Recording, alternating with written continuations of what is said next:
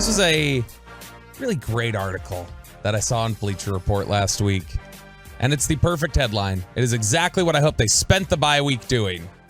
Time for Mike McCarthy to embrace Dak Prescott, Cowboys' real identity. You got to let these guys play football. Would you agree that the game we saw against the Chargers was the most comfortable Dak looked this season? Not just the level of play, but it looked like he felt like himself again. Yeah, but I don't take too much from any of that because to me that was street ball.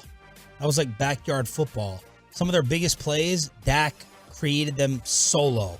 Breaking tackles, spinning out, kind of making up things on the fly.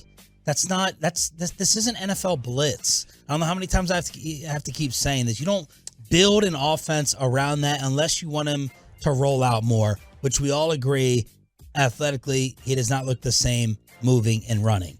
So it's just unrealistic. You can't build around it, but what you can do is if you Tony Pollard play, the miracle Tony Pollard 60-yard play, that was just Dak freelancing. That was Dak making a play.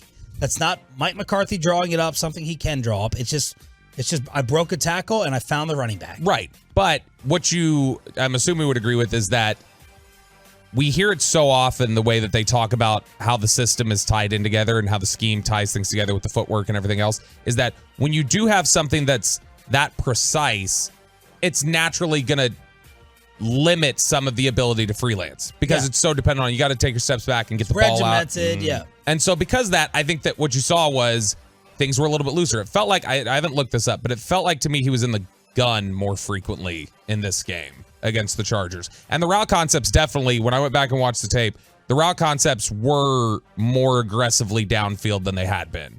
And so I think that's the thing is that, especially, you've said it before, the original plan was do it this way because we're going to lean on the running game and we're going to have a great defense. Well, the defense has been leaking and Tony Pollard is averaging under 4 yards a carry. And so you've got to adapt. You've got to evolve a little bit. When they talk about the self-scouting and having their meetings during the bye week to figure out, hey, what can we improve? What can we change? What can we do? I don't think there's any way they can look at that tape of what they saw against the Chargers and say, all right, let's limit some of this. Like, I think what you saw there were things that you have to start trying to build on. Well, you also are facing one of the worst pass defenses in the entire league. That's true. Easy to do some of that against them. But you were playing one of the worst pass defenses in the league when it was Arizona, and you couldn't move the ball. Yeah. That was one of those games, though, right? No, it wasn't. It was one of those things where they just chose not to take advantage of some of the things that were in front of them. They did play scared. They played scared. They played that game not to lose. Look, I'll meet you halfway. Because the defense is not shut down and great, they're going to have to do what they can to score more. It's not going to work ultimately because he's not that guy, just like it has not worked the past few years to get them to the NFC Championship game. It's not going to work. It's going to be, to sound like Stephen A., the same exact result and conclusion, but you want to do it your way and get your guy some more of his shine, go ahead and do it. It's going to result in the same thing because he's not good enough, but the defense is not good enough. So McCarthy's going to have to open it up. All right, we got you halfway. We'll get you the other half here in the next couple weeks. It's not going to be the other half. Oh, it's happening, Sean. All right, so the other yesterday after Jerry had talked, I was writing about some of the different things for the fan website about, how the Cowboys can improve on things. Obviously, they're going to look at ways. Jerry mentioned it yesterday. The run defense, that's a big thing. We got to be better against the run defense. That's one of the things they're probably trying to figure out. They're undoubtedly trying to figure out different schematic things that they can do differently. There are a few areas. Grade Mozzie, by the way. C. Just kind of average. Is he playing? I don't even know. Yeah, but and that's the thing. We've said it, throughout the offseason. You're not gonna recognize it, except when he's usually bad. Like that's when you're gonna go, oh my gosh, what happened? He got blown out of the spot and they ran for 40 yards. But he's getting reps, playing time. Yeah, he's not he's not in the top of the rotation, but he's getting his 15 to 20 snaps a game, and he's made a positive impact at times. Where he's gotten better each week, where he's showing improvement from week 1 to now, is he's getting off the ball better. He was really slow getting off the ball the first few weeks. He's getting better at that. Look, it's a tough position to draft in the first round from the perspective of it's really, really hard to grade. Unless they're a sack artist from the middle, you don't ever really get a great feel of it because you're following the ball. Yeah, and the entire job in a lot of ways that Mozzie Smith has been asked to do is just, hey, don't make a play. Don't make a play for the stat sheet. Literally just eat up blockers and let those linebackers make plays. Let them get through, which the linebackers have had their trouble. And so is that a Mozzie thing, or is that more, you look at guys like Hankins or Gallimore or different guys that could be playing that one technique spot at different points. But Mozzie, I think, has improved. He's still very young. He's incredibly athletic. He's figuring out how to play the position, and it's going to take some time. But Jerry had said yesterday, we're 4-2. I'll take it. And I think most people would have said at the beginning of the year, you look at the schedule and go, okay, you have 3 road games against teams that were in the playoffs last year in the first 6 weeks. You got Belichick on the schedule. You got Aaron Rodgers and the Jets defense. I'll take 4-2 after 6 weeks. And yet we entered the bye with a lot of people that felt like 4-2 was completely unsatisfactory. And it's in a lot of ways because you lost to Arizona, and that was a game that you just shouldn't have lost. And then how bad you got beat by San Francisco. But 4-2 is I think it is important to have the perspective of at the beginning of the year, you probably would have taken 4-2 and felt good about it. But 3 areas where I think they can get better without having to make big schematic changes, it's just going to naturally get better. Number 1, Sean, red zone, which you feel like has been a little overhyped. It's been overhyped. Now, here's the thing, is that you've got penalties, drops, boneheaded plays. Just run the ball. You don't have to run a jet sweep to Peyton Hendershot on the 1-yard line. You don't need to do that. Just run the ball, put it forward, score the touchdown.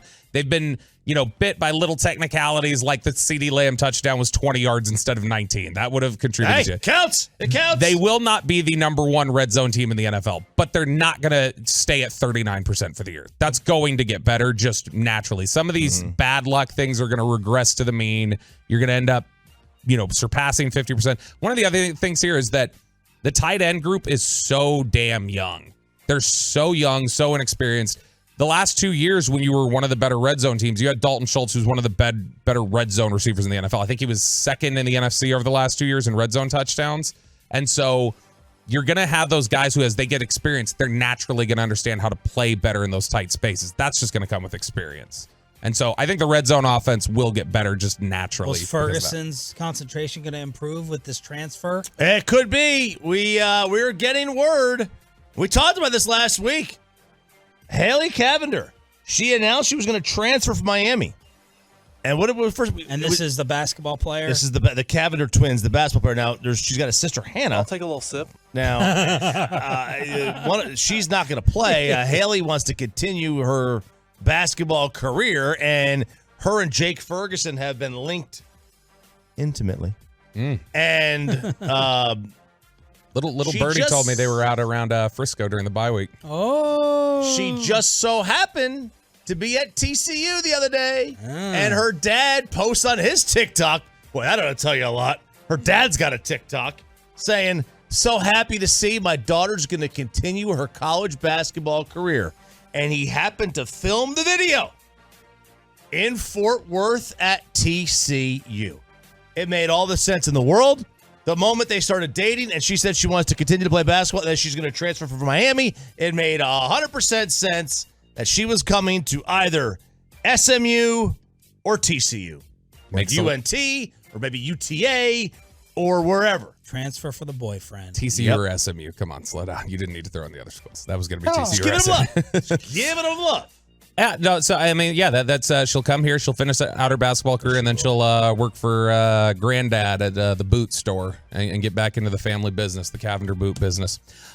Is he really? They really? No, that's the not big spelled Cavender different. money? Number 2, big plays on offense are going to get better. They've obviously had bad big play percentage during the first half of the season, or the first 6 weeks, not quite the first half. That's going to get better again because you've seen it slowly improving in the passing game. And I think what you're going to, like we just referenced a few minutes ago, I think Mike McCarthy's going to look at what they did against the Chargers and say, okay, there's some of these things that we can incorporate more frequently. Brandon Cooks is not going to keep averaging 6 yards a catch, I don't think.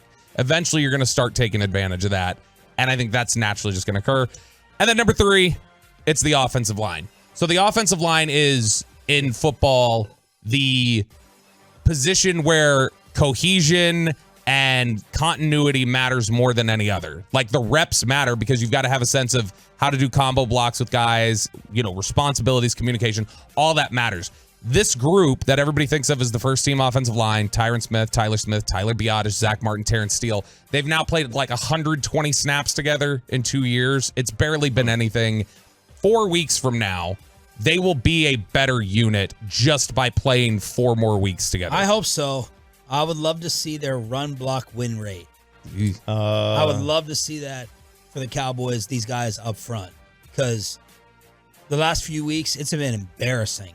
They've got nothing done up front in running the football. That will improve as they go, because it's one of those things where even if individually they're all playing well, or even if they're all struggling, whatever else, that time together to mesh, when you get 6 straight games together, I promise in a month's time we will say the offensive line is playing better. The Dallas Cowboys run block win rate is ranked what in the NFL?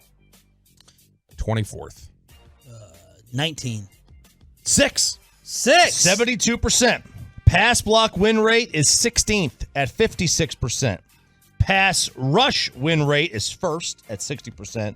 Run stop win rate is 20th at 30%.